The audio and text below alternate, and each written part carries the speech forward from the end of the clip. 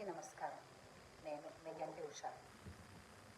అష్టాదశ పీఠాల గురించి మనందరికీ తెలుసు కదా, అవన్నీ శక్తి పీఠాలు. అయితే చాలామంది ఏంటంటే పార్వతీదేవి శరీర భాగాలే అవి అనేసి అనుకుంటూ ఉంటారు. అలాగా కొన్ని ఛానల్స్లోని శాటిలైట్ ఛానల్స్లో కొన్ని సందర్భాన్ని బట్టి చేసేటటువంటి ఈవెంట్స్ ఉంటాయి కదా, వాటిల్లో వాళ్ళు ఈ విధంగా ఉవాచ. అయితే అష్టాదశ పీఠాలలోనూ ఉన్నటువంటి ఆ శక్తి అవి ఏంటంటే సతీదేవి శరీర భాగాలు.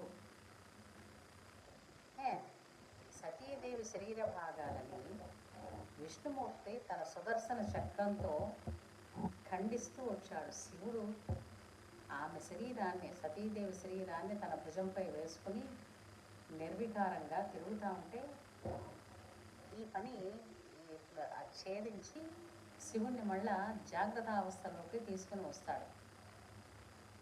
అయితే అంటే జాగ్రత్త అని కాదు, ఒక ఉన్మత్త స్థితిలోకి వెళ్ళిపోయారు. సతీదేవి వియోగం శివుణ్ణి ఆ విధంగా తయారు చేసింది. ఆ తర్వాత ఆయన మళ్ళా తిరిగి మామూలు అవడం, పార్వతీదేవి అతని కోసం పుట్టి హిమవంతుడికి కూతురుగా అతని కోసం తపస్సు చేసి వివాహం ఆడడం.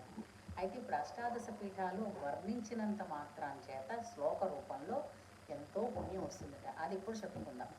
లాంఘాయాం శాంకరీ దేవి, కామాక్షి కంచికాపురి, ప్రద్యుమ్నే శృంగళాదేవి, చాముండే క్రంశిపట్టణే, అలంపురి జోగులాంబ, శ్రీశైలే భ్రమరాంబిక, కొల్హాపురి మహాలక్ష్మి, మహోద్యే ఏకవీరిక, ఉజ్జయిన్యాం మహంకాళి, పీఠికాయాం పురోహోతిక, ఓఢ్యాయగిరిజాదేవి, మాణిక్యే దక్షవాటికే, హరిక్షేత్రే కామరూపి, ప్రయాగే మాధవేశ్వరి, జ్వాలాయాం వైష్ణవీ దేవి, గయా మాంగళ్యగౌరుక, వారణాసి విశాలాక్షి, కాశ్మీరేతు సరస్వతి.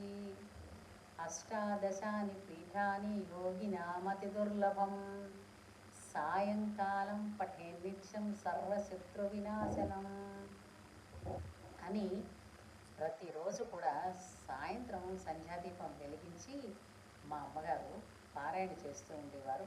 మా అమ్మగారి దగ్గర నేను ఇది నేర్చుకున్నాను.